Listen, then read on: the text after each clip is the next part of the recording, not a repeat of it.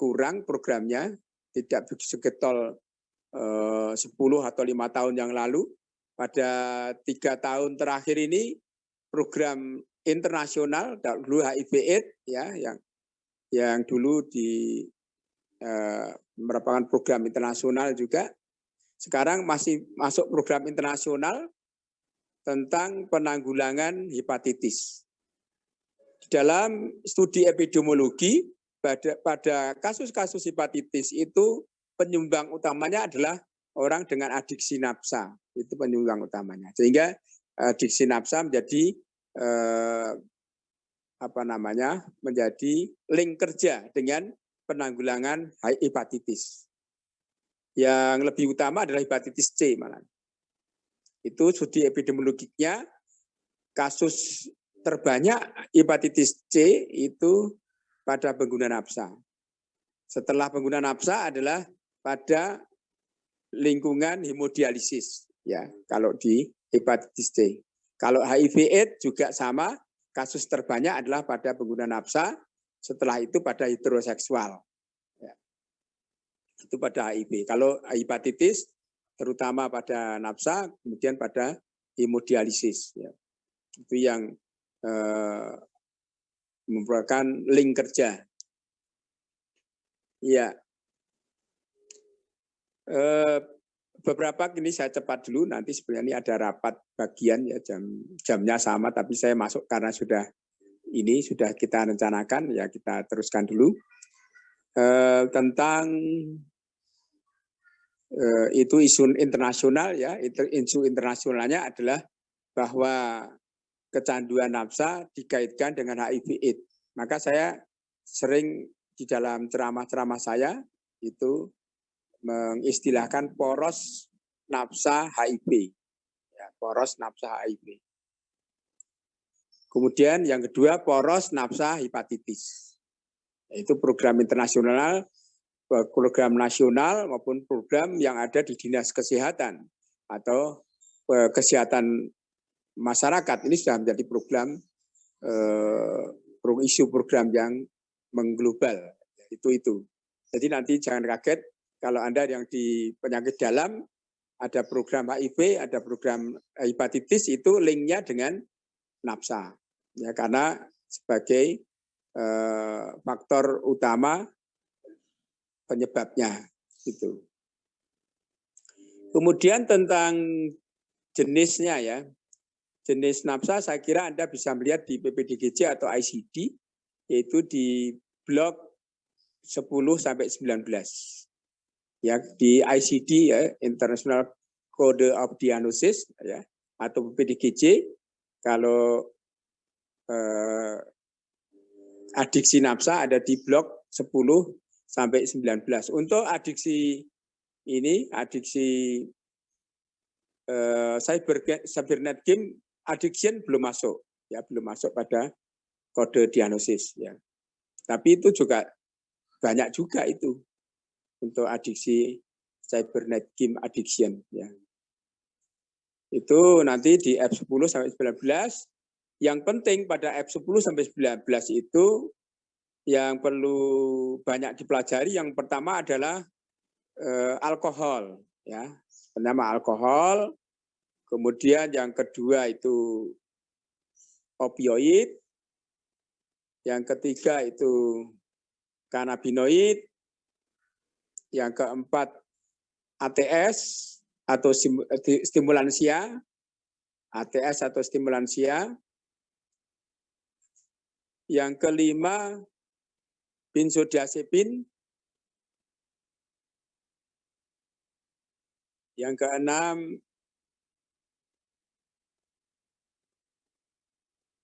nikotin. Ya, nikotin. Itu yang penting mungkin 6 itu. Saya ulangi, yang pertama alkohol, yang kedua opioid, yang ketiga kanabinoid, yang ke berapa?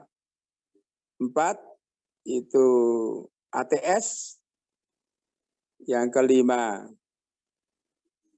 benzodiazepin, yang keenam nikotin, yang terakhir tambah satu lagi 7, jadi Oh sudah kanabinoid sudah deh, kanabinoid sudah 6 ya 6. Itu yang penting. Saya ulangi, alkohol, opioid, kanabinoid. Kanabinoid ini di program Kolegium kok nggak masuk ya. Ini saya masukkan. Kanabinoid itu ganja, kanabinoid. Padahal Indonesia pusatnya ganja. Ya. Alkohol, opioid, kanabinoid, ATS, benzo, sama nikotin. Nanti ada lagi yang ketujuh, itu sebetulnya banyak juga di Solo, yaitu volatil, atau zat yang mudah menguap, volatil. Yang ketujuh. Kalau jumlahnya 10 ada yang, kebanyakan adalah model mix. F19 itu model mix. Mungkin Anda tanya ATS itu apa? ATS itu adalah amfetamin type stimulan. ATS, disingkat ATS. Ya, gitu. Alkohol, Anda sudah banyak sering, ini morbiditas dan mortalitasnya cukup tinggi. Tapi belum ada center khusus alkohol di Indonesia. Belum ada pusat kesehatan alkohol ya di Indonesia, belum ada. Kalau opioid malah justru ada. Banyak pusat-pusat penanganan opioid. Itu malah banyak. Bahkan programnya sudah terstruktur, ada kesamaan prosedur, kesamaan itu secara internasional kalau opioid. Maka opioid termasuk anak emas. Anak emas yang banyak menyerap dana, itu adalah opioid. Merupakan program anak emas NAPSA. Ya. Yang ketiga kanabinoid, ini ganja sebetulnya, tapi belum ada standarisasi program kanabinoid, itu ganja. Yang keempat benzo. Benzo ini kasusnya banyak. Sebagaimana alkohol banyak. Kebanyakan benzo adalah dia menggunakan jenis yang lain, yang ilegal, kemudian berhenti, kemudian beralih pada benzo. Ini banyak model seperti itu. Ya, dia menggunakan misalnya puto, ya puto itu opioid, atau menggunakan ATS, ya misalnya ATS itu contohnya ekstasi, sabu-sabu. Yang ketiga katinon, ya ini yang baru, model new psikoaktif, itu katinon, new psikoaktif. Katinon ini kelebihannya pada stimulansia katinon ini sulit bisa terdeteksi oleh pihak kepolisian. Kenapa? Kenapa katinon sulit terdeteksi? Karena katinon ini sulit dites dengan tidak bisa malah. Dites urin tes selalu negatif. Kelebihan katinon itu tidak di metabolisme, tidak di katabolisme di ginjal. Jadi tidak sampai masuk ke ginjal. Sehingga urinnya itu selalu negatif. Kebanyakan tes-tes di kepolisian itu hanya urin tes, sehingga kepolisian itu kalau dia menduga dia kecanduan itu ternyata dia kecanduannya ATS jenis katinon itu tesnya selalu negatif. Sehingga kadang-kadang dilepas lagi karena berturut-turut dites negatif. Misalnya 3 hari berturut dites negatif terus ya.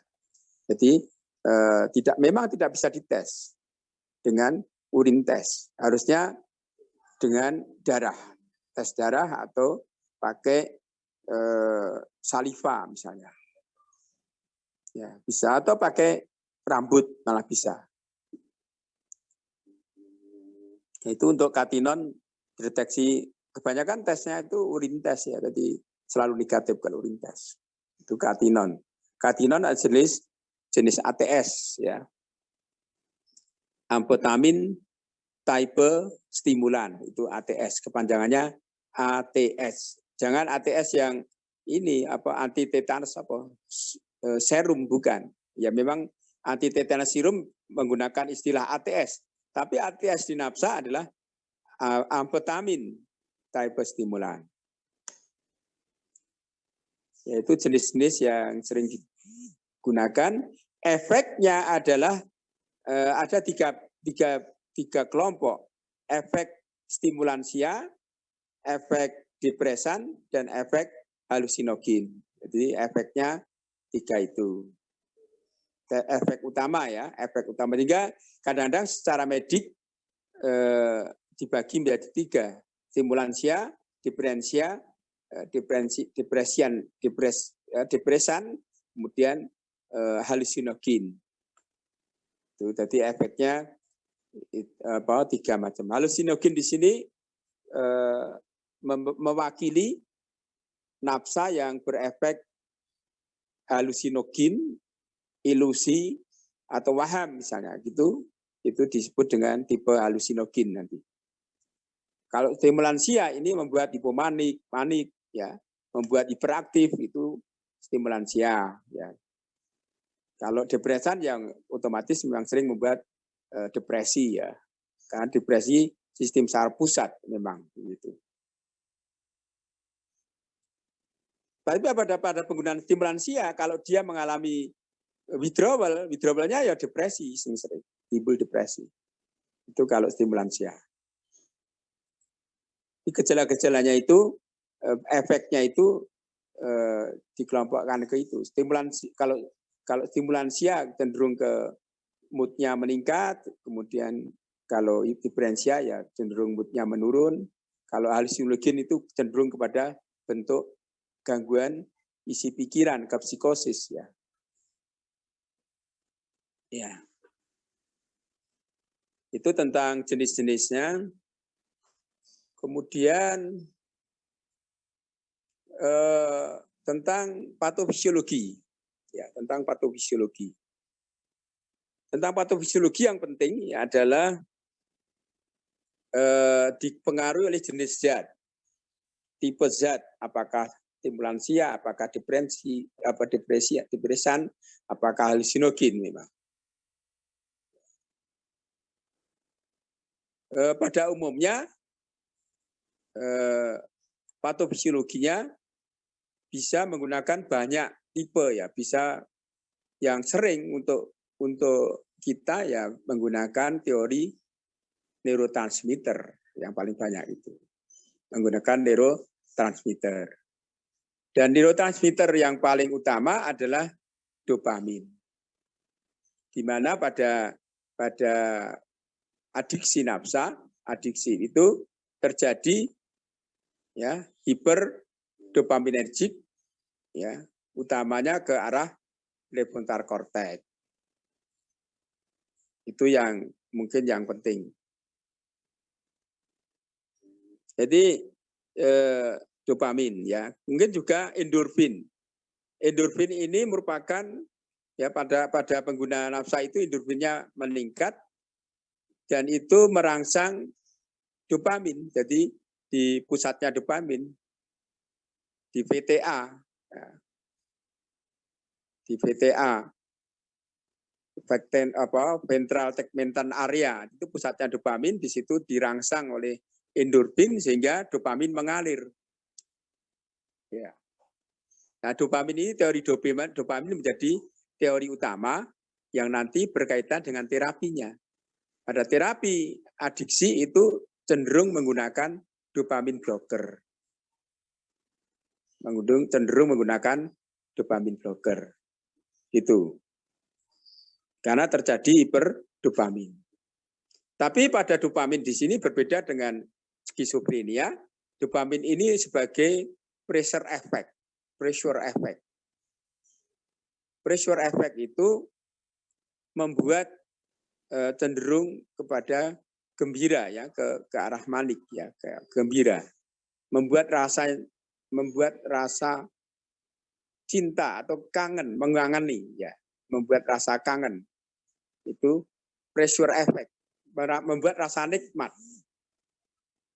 Ya, dopamin sebagai neurotransmitter yang buat rasa nikmat.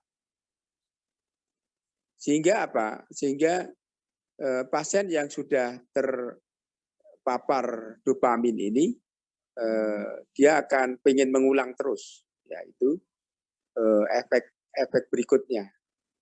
Mengulang, akhirnya apa? Ya akhirnya menjadi adiksi, terus mengulang terus. Bagaimana sih kekuatan pressure efeknya? Gambaran kekuatan pressure efeknya itu di dalam testimoni, ya, pasien-pasien yang menggunakan zat yang dia sudah candu betul, itu bisa mentestimonikan tentang efek pressure itu. Gambarannya begini, orang yang sudah candu, ya menyandu itu, membuat kecintaan kepada zat itu sangat besar, ya rasa cintanya itu pada zat.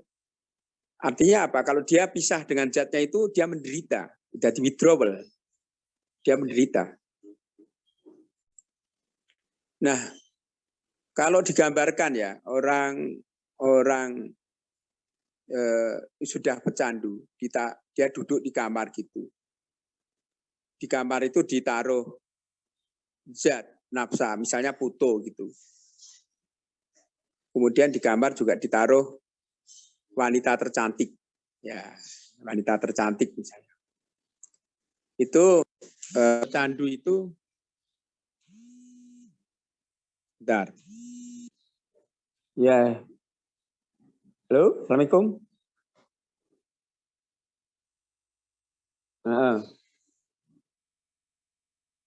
Saya sedang koas, nanti saya bunga apa saya pesen aja ya.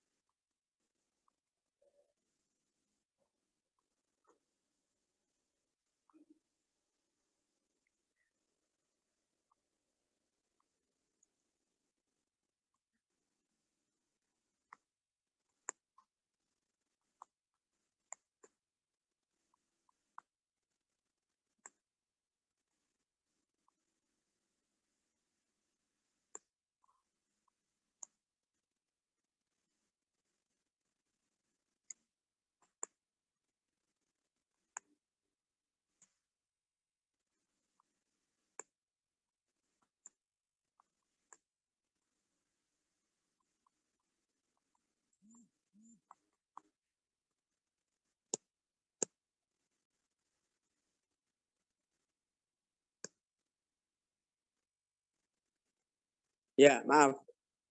Sudah masuk ya suara saya? Sudah, dokter. Ya, maaf di telepon bagian ya. Sudah rapat bagian. Baik, kita lanjutkan tentang pressure tadi, efek pressure dari dopamin itu adalah efek menimbulkan seorang rasa mencintai, ya, rasa mencintai. Itu kalau dibandingkan tadi saya gambarkan seseorang di dalam kamar ditaruh foto, ya zat foto, kemudian ditaruh wanita cantik. Dia pilih wanita cantik atau pilih foto? Ya, untuk dia pilih pertama dia menggambarkan pilih foto. Jadi mohon maaf yang wanita ini cintanya dia lebih cinta foto daripada cinta foto atau daripada wanita. Kenapa? Kenikmatan menggunakan foto itu 500 kali nikmatnya pacaran.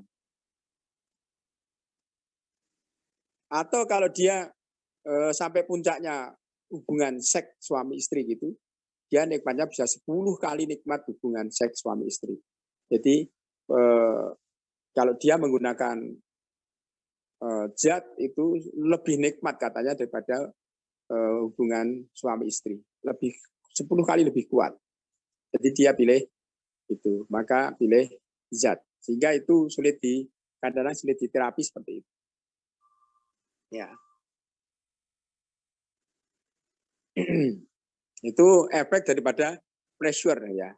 Sehingga kenapa kekuatannya, kelekatannya begitu besar sehingga banyak para psikiater ya, dokter apalagi ya mengatakan bahwa orang yang sudah pecandu nafsa itu tidak bisa diobati, dia mengatakan. Karena daya lekatnya itu ya, kecintaannya pada zat itu 10 kali daripada puncaknya hubungan seksual antara laki-laki dengan perempuan, antara suami istri itu. Ya, itu sangat kuat sekali sehingga tidak mau terpisahkan ya. Itu sulitnya seperti itu. Itu patofisiologinya seperti itu. Jadi sangat kuat, terutama efek pressure-nya. Ya, gitu. Oke, itu patofisiologi yang penting sehingga nanti pada kasus adiksi itu yang kronis itu menurut terapi yang terapi yang rasional adalah diberi dopamin blocker ya, diberi dopamin blocker. Ya. Cuma dosisnya terapi untuk nafsa itu dosisnya 1/5 sampai setengah kali sisoprin. Yang paling tinggi setengahnya ya. Paling hanya bisa 1/5-nya saja, 1/5 sampai setengah kali dosis pada kasus-kasus skizofrenia. Tidak ya, gitu. Itu untuk terapinya. Terapi untuk terapi antipsikotiknya atau dopamin blokernya. Oke. Selanjutnya tentang diagnosis. Diagnosis adalah apa yang diistilahkan melakukan assessment ya. Setiap ada kasus nafsa harus dilakukan assessment. Apa yang dilakukan assessment adalah anamnesis pada pasien, pada informan, keluarganya, tetangganya, temannya itu. Itu triangulasinya adalah kepada keluarganya, kepada tetangganya, kepada teman peer group-nya, teman kerja atau teman kuliahnya atau teman sekolahnya. Itu triangulasi informan. Ya. Kemudian setelah anamnesis tentu ada pemeriksaan laboratorium. Ya, pemeriksaan laboratorium ada yang spesifik adalah mendeteksi zat. Yang tidak spesifik adalah yang berkaitan dengan kondisi umumnya. Ya, bisa tes lengkap, kimia darah dan sebagainya. Laboratorium untuk darahnya bisa ya, atau urinnya juga bisa ya. Itu nanti ada spesifik untuk deteksi jenis zatnya, yang tidak spesifik untuk gangguan-gangguan organnya. Kemudian juga bisa tes untuk radio seperti CT scan atau MRI atau SPECT misalnya, itu untuk bisa mengetahui tingkat perkembangan gangguan di dalam otaknya. Karena pengguna zat itu adalah brain disease, jadi yang ditelusuri adalah otaknya juga. Ya.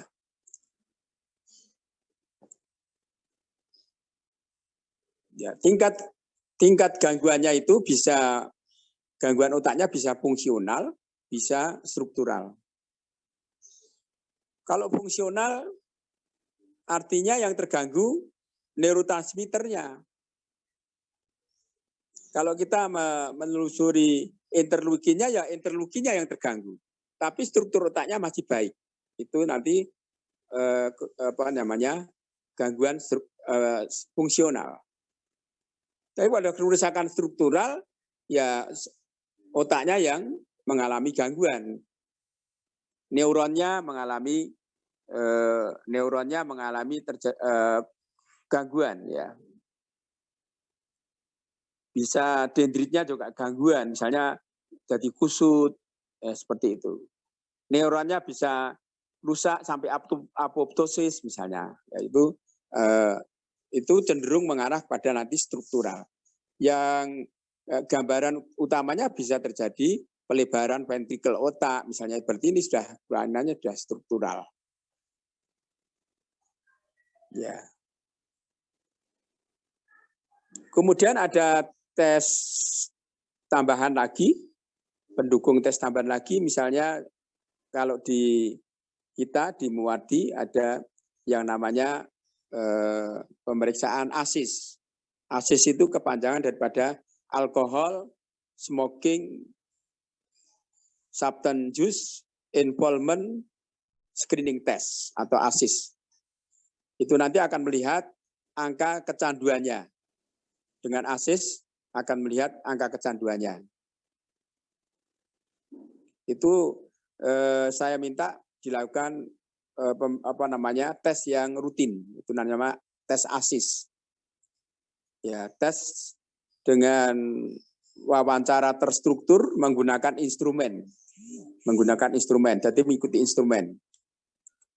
Tes yang kedua juga menggunakan instrumen, namanya instrumen ASI. Ada instrumen ASIS, ada instrumen ASI. ASI kepanjangan daripada Addiction Severity Index.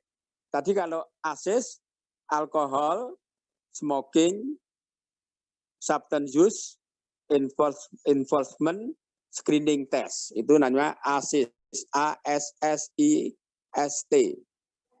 Ya, yang kedua ASI, Addiction Severity Index. Ya, indeks tingkat keberatan, tingkat keparahan adiksinya. Addiction Severity Index. Ada dua, yang rutin ada dua itu. Ya, itu nanti melihat tentang kalau ASI adalah akan melihat tingkat dukungan keluarganya, akan melihat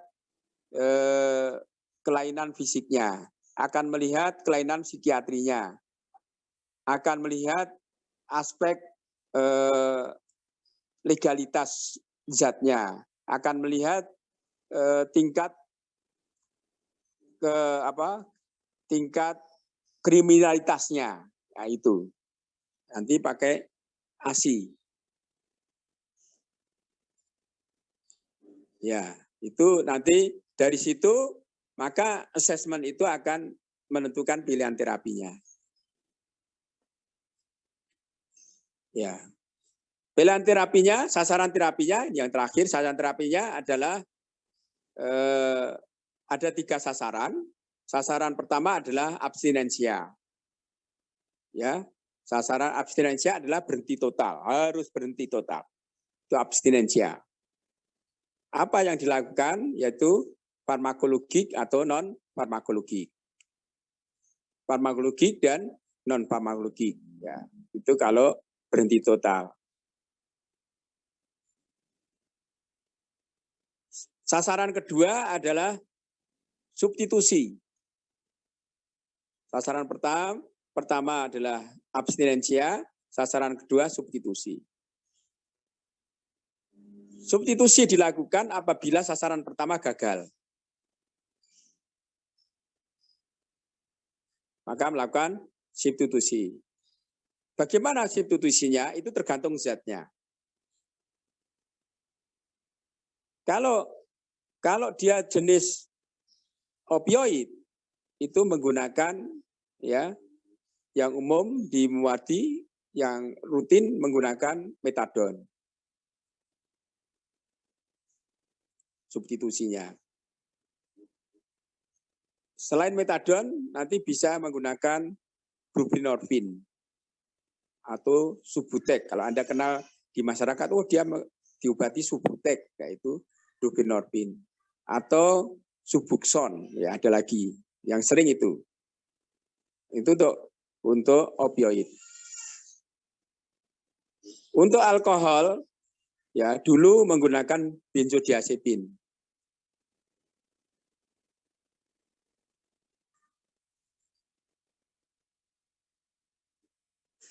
Ya.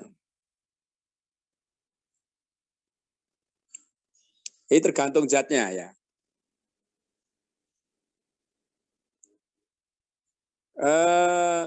Untuk ATS, ya ATS itu substitusinya pakai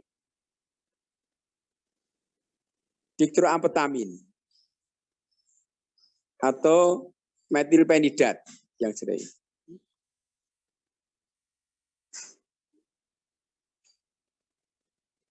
Maaf, kembali ke alkohol itu tadi benzodiazepin ya.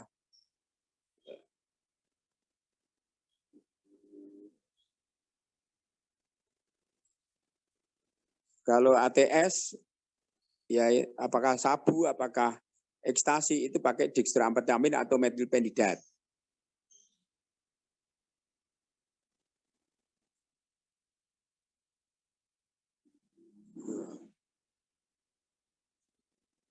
Di antara lain seperti itu ya untuk model substitusinya. Artinya substitusi adalah dia diberi zat yang sintetis, dikendalikan, nanti setelah itu di tapering off.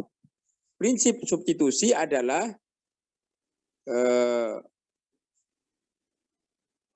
dimulai dengan dosis kecil. Setelah itu dinaikkan pelan-pelan.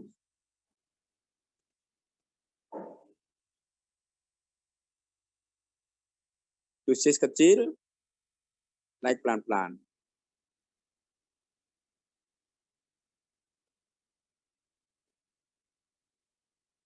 Itu nanti modelnya seperti itu sampai terjadi keseimbangan. Kemudian yang terakhir pada terapi adalah terapi namanya HAM reduksi. HAM reduksi adalah mengurangi dampak buruk. Apa tujuannya? Supaya dia tidak terkena HIV, ya diblokir supaya tidak terjadi HIV, tidak terjadi hepatitis, atau tidak terjadi efek kriminalitas. Itu tujuan daripada harm reduction. Harm reduksi namanya. Oke, baik, itu sebagai pengantar. Mungkin ada pertanyaan.